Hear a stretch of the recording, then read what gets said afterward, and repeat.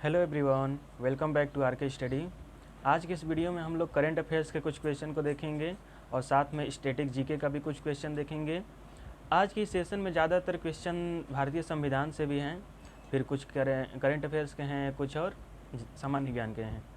तो चलिए बिना किसी देरी की आज की सेशन की शुरुआत करते हैं। सबसे पहला क्वेश्चन है, केरल के सर्वोच्च नागरिक सम्मान केरल पुरस्कारल रंग से किसे सम्मानित किया गया है? कौन सा सम्मान? केरल पुरस्कारंगल। क्लियर है? ये आप लोग नाम याद रखिएगा, केरल पुरस्कारंगल। विजय कुमार, वासुदेवन नायर, यादवेंद्र सिंह या फिर सुनीता जैन। तो किसको सम्मानित किया गया है? वासुदेवन नायर को। Option B is correct. फिर नेक्स्ट क्वेश्चन देखते हैं, हाल ही में किस राज्य में पेयजल और स्वच्छता सेवाओं में सुधार के लिए फ्रांसीसी विकास एजेंसी के साथ समझौता ज्ञापन पर हस्ताक्षर किए हैं? हाल ही में किस राज्य में पेयजल और स्वच्छता सेवाओं में सुधार के लिए फ्रांसीसी विकास एजेंसी के साथ समझौता ज्ञापन पर हस्ताक्षर किए हैं? हिमाचल प्रदेश, मध्य प्रदेश, गोवा या फिर अरुणाचल प्रदेश। तो कौन सा राज्य है? Himachal Pradesh. Option A is correct. बात करें अरुणाचल प्रदेश की, तो यह भारत का सबसे पूर्वी राज्य माना जाता है।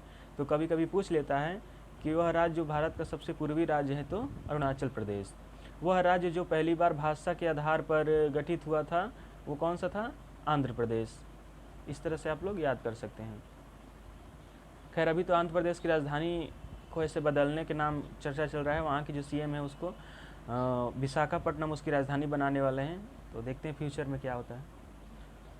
फिर तीसरा नंबर क्वेश्चन है, किस खिलाड़ी ने पुरुष की 10 मीटर एयर पिस्टल श्रेणी में आईएसएसएफ विश्व कप शूटिंग चैंपियनशिप का पहला स्वर्ण पदक जीता?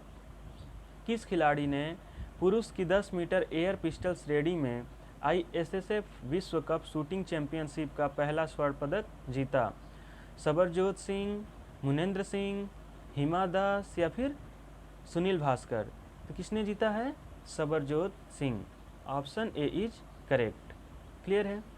फिर नेक्स्ट क्वेश्चन देखते हैं, 21 मार्च 2023 को किस राज्य ने स्वास्थ्य का अधिकार विधेयक पारित किया?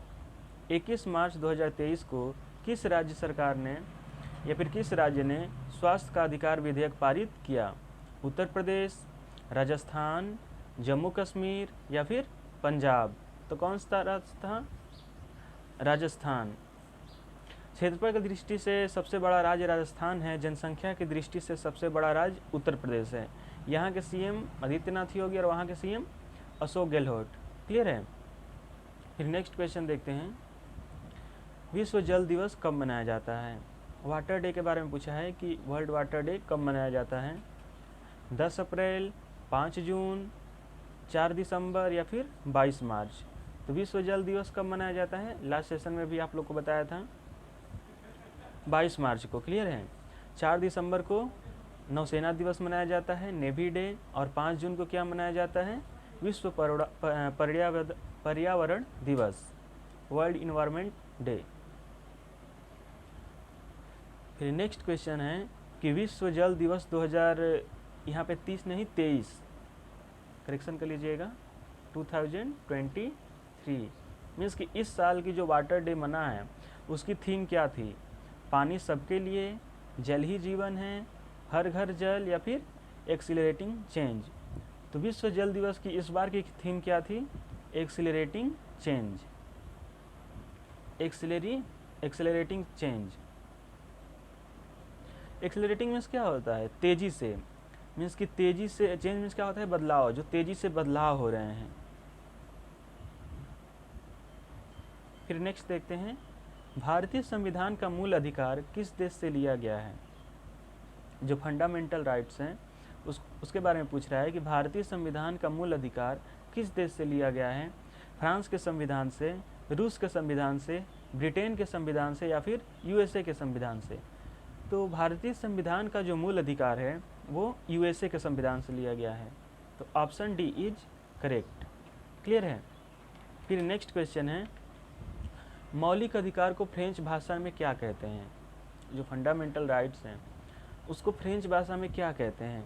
मौलिक अधिकारी कहते हैं, या फिर मेरा अधिकार, या फिर मेरी जीवन रेखा, या फिर मैग्ना कार्टा।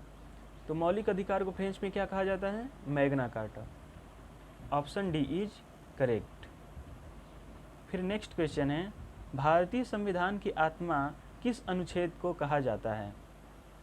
भारतीय संविधान की आत्मा किस अनुच्छेद को कहा जाता है? अनुच्छेद 5, अनुच्छेद 20, अनुच्छेद 30 या फिर अनुच्छेद 32? तो अनुच्छेद 32 को क्या कहा जाता है? संविधान की आत्मा। क्लियर है? फिर नेक्स्ट क्वेश्चन देखते हैं, भारतीय संविधान में किस अनुच्छेद को संविधान की या फिर संविधान का रीढ़ कहा जाता है? अनुच्छेद 20, अनुच्छेद 15, अनुच्छेद 19 या फिर इनमें से कोई नहीं? तो संविधान का रीढ़ किसे कहा जाता है? अनुच्छेद 19 को।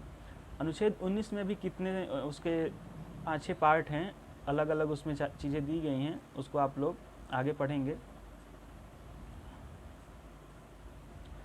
अस्पृश्यता का अंत या फिर अनटचेबिलिटी भी इसको बोलते हैं, एवोल्यूशन टू अनटचेबिलिटी किस अनुच्छेद में कहा गया है? मीन्स कि छुआछूत का अंत, इसका सिंपल वर्ड में समझे तो छुआछूत का अंत किस अनुच्छेद में कहा गया है? अनुच्छेद 10, अनुच्छेद 12, अनुच्छेद 15 या फिर अनुच्छेद 17? तो छुआछूत का अंत किस अनुच्छेद में कहा गया है? अनुच्छेद 17 में। Option D is correct. Clear है? संविधान में जो अल्पीकरण के बारे में बताया था कल, वो कौन सा अनुच्छेद में था? अनुच्छेद 13 में। कि हमारे जो भी मौलिक अधिकार हैं वो एक लिमिटेड हैं, ना कि हमको हर चीज़ की जब स्वतंत्रता मिली है तो हम कुछ भी करें, कहीं भी कुछ भी कर रहे हैं, पता लगा किसी के घर ही में घुस गए तो वहाँ से क्या होगा? पनिश हो सकते हैं।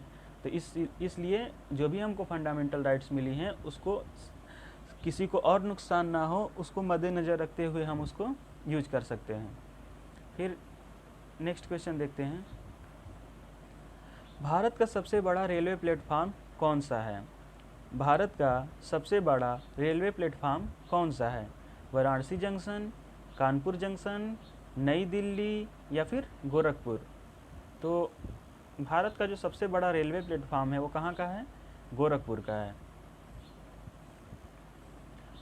अभी फ्यूचर में एक और हावड़ा की करके ऐसा ही कुछ है, वो सबसे बड़ा बनाया जा रहा है। खैर इस टाइम जो वर्तमान में है वो कौन सा बड़ा है? गोरखपुर। वहाँ पे क्या है कि एक जो प्लेटफॉर्म है वो 3 किलोमीटर दूरी में है, मीन्स कि एक साथ वहाँ पे 3 ट्रेन खड़ा हो सकती हैं। सोच सकते हैं आप कितना बड़ा है, लंबाई में भी बड़ा है और चौड़ाई में भी। फिर आता है, भारत और पाकिस्तान के बीच कौन सी ट्रेन चलती है? भारत और पाकिस्तान के बीच कौन सी ट्रेन चलती है? शताब्दी एक्सप्रेस, सियालदा एक्सप्रेस, सेनानी एक्सप्रेस या फिर समझौता एक्सप्रेस? तो भारत और पाकिस्तान के बीच में कौन सी ट्रेन चलती है? समझौता एक्सप्रेस। समझौता एक्सप्रेस। फिर कभी कभी पूछ लेता है कि भारत की वो कौन सी ट्रेन है जो सबसे तेज़ चलती है? फास्टेस्ट ट्रेन ऑफ इंडिया, तो शताब्दी एक्सप्रेस। सियालदो क्या चलती है? बलिया से लेकर के सियालदो। सेनानी या फिर स्वतंत्रता सेनानी कहाँ से चलती है? नई दिल्ली से दरभंगा, शायद जयनगर तक चलती है, जयनगर से नई दिल्ली।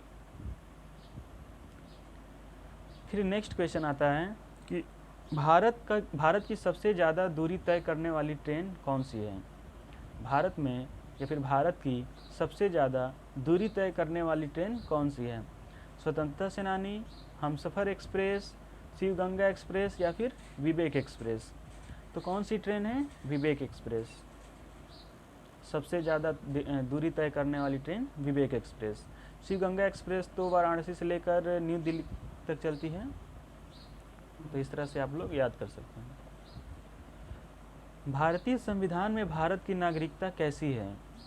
भारत संविधान में जो सिटीजनशिप है वो किस प्रकार की है? इकहरी है, दोहरी है या फिर दोनों? इकहरी दोहरी दोनों हैं या फिर इनमें से कोई नहीं? इकहरी का मतलब ये होता है कि हम इस देश के नागरिक हैं, ना कि अपने राज्य के नागरिक हैं। हम अपने राज्य के क्या हैं? निवासी हैं। हमें अगर किसी और राज्य में जा कर के रहना होगा तो ये ज़रूरी नहीं है कि हम अपना आधार कार्ड बदलवा दें, पैन कार्ड बदलवा दें वहाँ की, बस हम कहीं भी जा कर के जहाँ भी हम वो अच्छा लग रहा है भारत में रह सकते हैं। लेकिन अमेरिका में क्या है, वहाँ पे ऐसा नहीं है। आपको अगर एक राज्य से दूसरे राज्य में जाना पड़ेगा तो हर चीज़ आपको चेंज कराना पड़ेगा A to Z। तो वहाँ पे क्या है, दोहरी नागरिकता है कि वो लोग देश के भी नागरिक हैं और राज्य के भी नागरिक हैं। लेकिन हम लोग क्या हैं, इस देश के नागरिक हैं लेकिन अपने राज्य का निवासी हैं। निवास प्रमाण पत्र आप लोग को देखते होंगे बनता होगा, तो निवासी हैं। तो भारत के संविधान में जो नागरिकता कैसी है, एकहरी है। Option A is correct. फिर नेक्स्ट आता है, इस क्वेश्चन का आंसर ऑलरेडी बता चुका हूँ तो आप लोग आसानी से इसको कर सकते हैं। USA, United state of America. USA की नागरिकता कैसी है, एकहरी, दोहरी, तृतीय या फिर इनमें से कोई नहीं। एक चीज़ और बताऊं USA में कि USA में अगर कोई राज्य चाहे तो आसानी से वहाँ से टूट सकता है, आसानी से वो अलग हो सकता है। लेकिन भारत का राज्य चाहे कितना भी सर पटक ले, वो भारत से अलग नहीं हो सकता है। क्यों? क्योंकि भारत एक क्या है, राज्यों का संघ है। लेकिन USA में क्या है, वहाँ पे फेडरेशन या फिर फेडरेशन चलता है। तो उसका नियम ये है कि सभी राज्य मिलकर एक देश का निर्माण करेंगे, लेकिन आसानी से वो क्या हो सकते हैं, अलग हो सकते हैं। तो USA की नागरिकता कैसी है, दोहरी है। कोई नागरिक वहाँ का राज्य का भी नागरिक होता है और देश का भी नागरिक होता है। फिर नेक्स्ट क्वेश्चन आता है, इनमें से कौन सा देश संघीय नहीं है, मीन्स कि यूनियन नहीं है। USA, ब्रिटेन, चीन, भारत। USA, ब्रिटेन, चीन या फिर भारत। तो जो चीन देश है, चाइना, ये क्या है, एक संघीय देश नहीं है। तो option C is correct. Question 18 में देखते हैं, भारत राज्यों का संघ है, यह किस अनुच्छेद में कहा गया है। भारत सभी राज्यों का एक संघ है, यह किस अनुच्छेद में कहा गया है। अनुच्छेद 5, अनुच्छेद 4, अनुच्छेद 1 या फिर अनुच्छेद 3। तो सबसे पहले संविधान जब बनाया गया था तो सबसे पहले यही बात कहा गया था कि सभी राज्यों क्या है, एक संघ है। भारत का क्या है, वो सभी एक संघ है। तो अनुच्छेद 1 में ही ऐसा कहा गया था। Option C is correct. जो भाग 1 आया था उसमें क्या आया था, संघ एवं राज्य क्षेत्र, यूनियन एंड इट्स टेरिटरीज। तो जो अनुच्छेद 4 हैं, 1 से लेकर के 4 तक, वो भाग 1 में आए थे, जिसमें कि संसद से रिलेटेड किसी नए राज्य को भारत में जोड़ सकते हैं बिना प्रेसिडेंट के हस्ताक्षर के, या फिर किसी राज्य का नाम बदल सकते हैं बिना उस राज्य के मुख्यमंत्री या फिर राज्यपाल के सलाह लिए हुए। तो ये सभी हम लोग पढ़े थे किसमें, भाग 1 में। फिर नेक्स्ट क्वेश्चन देखते हैं, स्वतंत्र भारत के पहले कानून मंत्री कौन थे। स्वतंत्र भारत के पहले कानून मंत्री कौन थे। बाबा साहेब भीमराव अंबेडकर, पंडित जवाहरलाल नेहरू, इंदिरा गांधी या फिर महात्मा गांधी। तो जो इंडिपेंडेंट इंडिया था, जो स्वतंत्र भारत, इसके पहले कानून मंत्री कौन थे, बाबा साहेब भीमराव अंबेडकर, BR अंबेडकर। तो option A is correct. First PM कौन थे, पंडित जवाहरलाल नेहरू। राष्ट्रपिता किनको बोला जाता है, महात्मा गांधी जी को। फिर नेक्स्ट क्वेश्चन आता है, स्वतंत्र भारत के पहले शिक्षा मंत्री कौन थे। स्वतंत्र भारत के पहले शिक्षा मंत्री कौन थे, मौलाना अबुल कलाम, महात्मा गांधी, इंदिरा गांधी या फिर पंडित जवाहरलाल नेहरू। तो जो स्वतंत्र भारत के पहले शिक्षा मंत्री थे वो कौन थे, Maulana Abul Kalam. Option A is correct. Indira Gandhi ji के कार्यकाल के समय क्या लगा था, इमरजेंसी लगा था। तो ये भी पूछ लेता है कि किस प्रधानमंत्री के कार्यकाल के दौरान इमरजेंसी लगा था। अब तक 3 बार इमरजेंसी लग चुका है, लेकिन वित्तीय जो इमरजेंसी होता है, वित्तीय आपातकाल, वो अभी एक बार भी नहीं लगा है। तो ऑप्शन ए इज करेक्ट। फिर आता है, दुनिया का सबसे छोटा संविधान किस देश का है या फिर कहाँ का है। सबसे छोटा संविधान भारत, ब्राज़ील, अमेरिका या फिर ब्रिटेन। तो जो सबसे छोटा संविधान है वो किस देश का है, अमेरिका का है। Option C is correct. फिर नेक्स्ट क्वेश्चन आता है, दुनिया का सबसे बड़ा लिखित संविधान किस देश का है? पाकिस्तान, भारत, अमेरिका या फिर ब्रिटेन? तो जो दुनिया का सबसे बड़ा लिखित संविधान है वो किस देश का है? भारत का। मेरा भारत महान। फिर नेक्स्ट क्वेश्चन देखते हैं, भारत संविधान में कितनी अनुसूचियाँ दी गई हैं? भारतीय संविधान में कुल कितनी अनुसूचियाँ दी गई हैं? 8, 10, 12 या फिर 14? तो भारतीय संविधान में कितनी अनुसूचियाँ दी गई हैं? 12। Option C is correct. फिर नेक्स्ट क्वेश्चन आता है, भारतीय संविधान में कुल कितने भाग हैं? कुल कितने पार्ट हैं? भारतीय संविधान में कुल कितने पार्ट हैं? 22, 23, 24 या फिर 25? तो कितने भाग हैं? 22, 22। इस टाइम पे वर्तमान में भारतीय संविधान में भाषा की बात करें कितनी हैं? 22। शुरुआत में कितनी भाषाएं थी? 14 भाषाएं थी। शुरुआत में कितने राज्य थे? तो 14 राज्य थे। कितने यूनियन टेरिटोरीज थे, केंद्र शासित प्रदेश? तो 6 केंद्र शासित प्रदेश थे। अभी राज्यों की संख्या 28 हो गई हैं और केंद्र शासित प्रदेशों की या फिर यूटी की संख्या कितनी हो गई हैं? 8। फिर नेक्स्ट क्वेश्चन देखते हैं, भारतीय संविधान के भाग 1 में कितने अनुच्छेद शामिल हैं? भारतीय संविधान के भाग 1 में अभी पिछले कोई क्वेश्चन में मैं बताया कि कितने अनुच्छेद शामिल थे और सभी के बारे में भी बताया था। आप लोग को याद होगा 4, 6, 10 या फिर 12। तो भारतीय संविधान के भाग 1 में कितने अनुच्छेद शामिल हैं? 4। Option A is correct. फिर नेक्स्ट क्वेश्चन है, भारतीय संविधान की 8वीं अनुसूची किस चीज़ से संबंधित है? 8वीं अनुसूची के बारे में दिया गया है। टोटल अनुसूची 12 होती हैं। अनुसूचियाँ इसलिए लाई गई थी कि हर चीज़ भाग में नहीं जोड़ना शामिल था। कुछ ऐसी बड़ी चीज़ें होती थी, कोई चीज़ डिटेल में बताना होता था, जैसे सिटीजनशिप के बारे में। सिटीजनशिप किस किस कारण मिल सकता है उसके 5 प्रावधान में बताया था, किस चीज़ से ख़त्म हो सकती हैं। तो उसके लिए एक अलग से अनुसूची लाई गई थी कि आप आर्टिकल देखिए कि हाँ इस आर्टिकल में ये दिया गया है, आप भाग देखिए कि हाँ इस भाग में इतने अनुच्छेद आते हैं। लेकिन अगर आपको डिटेल में जानकारी लेनी है तो आप अनुसूची में जाइए। किसी संविधान का भाग क्या होता है? कोई बुक है, भाग क्या होता है? चैप्टर होता है। इस तरह से आप समझ सकते हैं कि भाग क्या है? एक प्रकार का लेसन है। और उस लेसन में जितने भी टॉपिक आते हैं कि हाँ इस लेसन में ये टॉपिक है, इस लेसन में ये टॉपिक है, उनको आर्टिकल या फिर अनुच्छेद बोलते हैं। फिर आता है कि 8वीं अनुसूची किस चीज़ से संबंधित है?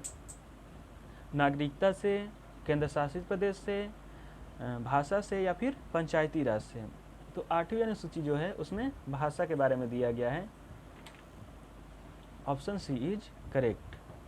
फिर नेक्स्ट क्वेश्चन देखते हैं, मेघालय राज्य की राजधानी कहाँ है? मेघालय राज्य की राजधानी कहाँ पे है? तिरुवनंतपुरम, शिलांग, पणजी या फिर नई दिल्ली? तो मेघालय राज्य की राजधानी कहाँ पे है? शिलांग में। Option B is correct. कभी कभी पूछ लेता है नागालैंड की राजधानी कि नागालैंड की राजधानी कहाँ पे है, तो वो कोहिमा में है। पणजी तो दिया गया है, ये तो आप लोग को पता होगा, गोवा की राजधानी है। तमिलनाडु की राजधानी कहाँ है? तमिलनाडु की राजधानी कहाँ है? चेन्नई, लखनऊ, हैदराबाद या फिर रायपुर? तो तमिलनाडु की जो राजधानी कहाँ पे है? चेन्नई। चेन्नई का पुराना नाम मद्रास है। फिर रायपुर की बात करें तो ये किस राज्य की राजधानी है? छत्तीसगढ़ की। छत्तीसगढ़ पहले किस में शामिल था? मध्य प्रदेश में। फिर इसको तोड़ करके अलग किया गया, एक अलग राज्य बनाया गया था। तो उसकी राजधानी कहाँ पे है? रायपुर में।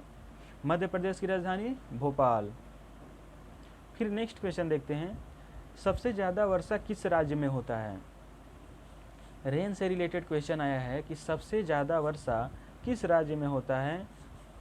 उत्तर प्रदेश, मध्य प्रदेश, बिहार या फिर मेघालय? तो जो सबसे ज़्यादा वर्षा होता है वो किस राज्य में होता है? मेघालय में। वहाँ पे अभी बहुत ही ठीक ठाक मौसम है, बहुत ही अच्छा से धूप हुआ है, पता लगा कि 10 मिनट बाद वहाँ पे बारिश होने लगी। इस तरह का कंडीशन वहाँ पे होता है। एक क्वेश्चन मेघालय से रिलेटेड एक और पूछता है कि भारत का वो राज्य है जिसमें अभी तक कोई भी रेल लाइन नहीं बिछी है। वहाँ मीन्स वहाँ पे अभी रेल नहीं चलता है। तो कौन सा राज्य है? मेघालय। फिर नेक्स्ट पता नहीं रीजन क्या है, वो तो कंफर्म नहीं है, शायद बारिश और इसकी वजह से ही वहाँ पे नहीं ये सब हो पाता है। फिर नेक्स्ट क्वेश्चन आता है, वह अनुच्छेद जिसके तहत भारत के प्रत्येक नागरिक को स्वास्थ्य का अधिकार दिया गया है। संविधान हमें हर चीज़ का अधिकार देता है, ठीक है, उसमें भी एक स्वास्थ्य का अधिकार भी शामिल है। अनुच्छेद 10, अनुच्छेद 21, अनुच्छेद 32 या फिर अनुच्छेद 90। तो अनुच्छेद 21 में हमको क्या देता है? संविधान स्वास्थ्य का भी अधिकार देता है कि हाँ, हम अपनी जान खुद से नहीं ले सकते हैं। कुछ लोग होते हैं कि खुद सुसाइड करने चले गए, तो सुसाइड तो कर लिए तो ऐसे ही गए, लेकिन बचे और ये बात पुलिस को पता चली तो वो आपको गिरफ्तार कर सकता है। क्यों? क्योंकि संविधान में ऐसा दिया गया है कि आप जीवन की रक्षा खुद कीजिए, अर्थात सुसाइड मत कीजिए, आत्महत्या मत कीजिए। वह क्या है? एक प्रकार का संविधान के खिलाफ है या फिर संविधान जुर्म है। कोई इंसान किसी को मोटिवेट भी नहीं कर सकता है कि वो आत्महत्या करे। अगर आप उसको चढ़ा रहे हैं कि नहीं आत्महत्या करे, तो भी अगर आप पकड़े गए तो भी आपको सज़ा मिल सकती है। तो ये सारी चीज़ें दी गई हैं इसमें। फिर नेक्स्ट क्वेश्चन आता है, सुपरनोवा क्या है? सुपरनोवा क्या है? सूर्य, चंद्रमा का उपग्रह, पृथ्वी का उपग्रह या फिर एक मृतप्राय तारा। तो एक सुपरनोवा क्या है? एक मृतप्राय तारा है, एक स्टार है मृतप्राय। Option D is correct. निम्नलिखित में से कौन सा सौरमंडल ग्रह नहीं है? इन जो भी ऑप्शन दिए गए हैं इनमें से पूछ रहा है कि इनमें से कौन सा है जो सोलर सिस्टम या फिर सौरमंडल के क्या हैं? ग्रह नहीं है। मंगल, बुध, शुक्र या फिर फ्लोरिडा। हम लोग मंगल, बुध, शुक्र, शनि, पृथ्वी ये सभी तो सुने हैं, बृहस्पति भी सुने हैं, लेकिन फ्लोरिडा नहीं सुने हैं कि ये हमारे सौरमंडल के अंतर्गत आते हैं। पहले कितने सौरमंडल में ग्रह थे? 9। तो इसका ऑप्शन क्या होगा? Florida. Option D is correct. फिर एक बहुत ही इंपॉर्टेंट क्वेश्चन आता है कि किस वैज्ञानिक ने पहली बार कहा था कि पृथ्वी सूर्य के चारों ओर चक्कर लगाती है और पृथ्वी ब्रह्मांड की केंद्र बिंदु नहीं है? किस वैज्ञानिक ने पहली बार कहा था कि पृथ्वी सूर्य के चारों ओर चक्कर तो लगाती है और पृथ्वी ब्रह्मांड की केंद्र बिंदु नहीं है? किसी साइंटिस्ट ने यह भी कहा था कि सूर्य पृथ्वी की परिक्रमा करता है, पृथ्वी सूर्य की परिक्रमा नहीं करती है। लेकिन बाद में इनको प्रूफ किसने किया था? कोपरनिकस ने, कि नहीं, पृथ्वी सूर्य की परिक्रमा करती है लेकिन वह केंद्र बिंदु नहीं है। तो ऑप्शन डी इज करेक्ट। आप लोग को कुछ डिस्टर्बिंग नॉइस आ रहा होगा डॉगी का, तो ये लोग भी इधर ही रहते हैं बाहर। फिर नेक्स्ट क्वेश्चन है, वर्तमान में सौरमंडल में ग्रहों की संख्या कितनी है? प्रेजेंट के बारे में पूछ रहा है कि वर्तमान में सौरमंडल में ग्रहों की संख्या कितनी है? 6, 7, 8, 9। सौरमंडल के बारे में जानकारी पिछले क्वेश्चन में हम लोग देखे कि किसने दिया था? कोपरनिकस ने। लेकिन ग्रहों के गति के बारे में कौन दिए थे? केपलर्स दिए थे। बोला जाता है ना Kepler's law of planetary motion, कि हाँ ग्रह हैं इस तरह से घूमते हैं, इनको घूमने में इतना समय लगता है, कौन छोटा है कौन बड़ा है, ये सब सारी चीज़ें किसके अंतर्गत मिली थी? Kepler's law of planetary motion. इस क्वेश्चन को देखते हैं कि वर्तमान में सौरमंडल के ग्रहों की संख्या कितनी है? 8। Option C is correct. Yama भी था, प्लूटो, लेकिन पाया गया था कि नहीं, उसकी जो गति है बहुत स्लो है, वह ग्रह बहुत छोटा है, दूसरे ग्रह को से उसके मतलब यही सारी 2-3 रीजन थे जिसकी वजह से क्या कर दिया गया था, उसको अपने सोलर सिस्टम से बाहर कर दिया गया था। तो टोटल जो संख्या कितनी है? 8 है। फिर नेक्स्ट क्वेश्चन आता है कि सूर्य और पृथ्वी के मध्य ग्रह कौन सा है? सूर्य और पृथ्वी, सन एंड अर्थ, इसके मध्य में कौन कौन से ग्रह आते हैं? बुध एवं शुक्र, बुध एवं वरुण, बुध एवं अरुण या फिर उपरोक्त सभी। तो सूर्य और पृथ्वी के मध्य में कौन कौन से ग्रह आते हैं? मरकरी एंड वेनस, बुध एवं शुक्र। बोला जाता है ना मरकरी, वेनस, अर्थ, ठीक। तीसरे नंबर पर अर्थ आ गया। उसके बाद क्या था? सन और अर्थ के बीच में कितने 2 ग्रह आए थे? बुध एवं शुक्र। तो इस तरह से आप याद कर सकते हैं। लाल ग्रह किसे कहा जाता है? लाल नहीं, मतलब रेडिश कलर का लगभग होता है, वो मंगल को कहा जाता है। सबसे छोटा ग्रह कौन सा होता है? तो बुध होता है। सबसे जल्दी सूर्य की परिक्रमा कौन सा ग्रह कर लेता है? तो बुध, लगभग 64-65 दिन में ये पूरा कर लेता है। फिर नेक्स्ट क्वेश्चन देखते हैं, मंगल को कितने समय लगता है? लगभग 657 दिन लग जाता है। अर्थ को तो आपको पता ही है कि 365 दिन। और पृथ्वी अपने अक्ष पे कितने समय में परिक्रमा पूरा करता है? तो 24 घंटे में, जिस वजह से क्या होता है, दिन और रात होते हैं। ये सारी चीज़ें हैं। फिर नेक्स्ट क्वेश्चन देखते हैं, पृथ्वी स्थित है। क्वेश्चन में पूछ रहा है कि पृथ्वी कहाँ स्थित है? शुक्र एवं शनि के बीच में, शुक्र एवं मंगल के मध्य, बुध एवं बृहस्पति के बीच, या फिर बृहस्पति एवं शनि के बीच। तो मैं पहले ही बताया कि पहले मरकरी आता है, मीन्स बुध, फिर आता है शनि मीन्स वेनस, नहीं शुक्र आता है, फिर क्या आता है, पृथ्वी आती है, फिर मंगल आता है। तो यहाँ पे शुक्र और मंगल के मध्य में क्या आ रही हैं? पृथ्वी आ रही हैं। तो ऑप्शन बी इज करेक्ट। फिर नेक्स्ट क्वेश्चन देखते हैं, जिस तरह से बुध सबसे छोटा ग्रह होता है, वैसे ही बृहस्पति सबसे बड़ा ग्रह होता है। सूर्य के निकटतम ग्रह कौन सा है? सूर्य से नज़दीक ग्रह कौन सा है? पृथ्वी, बुध, मंगल, शनि। ये तो सिंपल क्वेश्चन है, आप लोग आसानी से बता सकते हैं कि जो सूर्य होता है, सूर्य के बाद पहला ग्रह कौन सा शुरू होता है? Budh. Option B is correct. फिर नेक्स्ट क्वेश्चन देखते हैं, सूर्य ग्रहण कब होता है? आप लोग देखते होंगे सूर्य ग्रहण लग जाता है, चंद्र ग्रहण लग जाता है। तो सूर्य ग्रहण को इंग्लिश में क्या कहा जाता है? Solar Eclipse. सोलर इक्लिप्स कब लगता है? चंद्रमा जब सूर्य और पृथ्वी के बीच आ जाता है, सूर्य पृथ्वी और चंद्रमा के बीच आ जाता है, या फिर सूर्य का तापमान बढ़ जाने के कारण, या फिर पृथ्वी सूर्य और चंद्रमा के बीच आ जाता है। तो सूर्य ग्रहण कब लगता है? जब चंद्रमा सूर्य और पृथ्वी के बीच में आ जाता है। जैसे कि यहाँ पे मान लीजिए कि पृथ्वी है, ये रहा सन, तो यहाँ पे अगर चांद आ गया इन दोनों के बीच में, तो क्या लग जाता है? सूर्य ग्रहण लग जाता है। सूर्य ग्रहण का एक नियम है कि यह केवल अमावस्या के दिन ही लग सकता है, ना कि पूर्णिमा को। लेकिन चंद्र ग्रहण का क्या है? वह पूर्णिमा को लगता है। इस क्वेश्चन में पूछा है कि चंद्र ग्रहण कब लगता है? सूर्य जब चंद्रमा और पृथ्वी के मध्य आ जाते हैं तो, चंद्रमा जब पृथ्वी और सूर्य के बीच आ जाते हैं तो, पृथ्वी जब सूर्य और चंद्रमा के बीच आ जाती है तो, या फिर इनमें से कोई नहीं। तो इसको ऐसे समझते हैं कि ये पृथ्वी रही, ये सूर्य रहा। तो यहाँ पे क्या हो गया कि चंद्रमा के बीच में सूर्य के आ जाने से, चंद्रमा के बीच में सूर्य के आ जाने से क्या लग जाता है? चंद्र ग्रहण लग जाता है। जिस प्रकार से सूर्य ग्रहण चंद्रमा के बीच में आने से लगता है, वैसे ही चंद्र ग्रहण कब लगता है? जब पृथ्वी और सूर्य के बीच में, सूर्य जब चंद्रमा और पृथ्वी के, हाँ, सूर्य और चंद्रमा और पृथ्वी के मध्य आ जाते हैं तो क्या लग जाता है? चंद्र ग्रहण। इसको इंग्लिश में क्या कहा जाता है?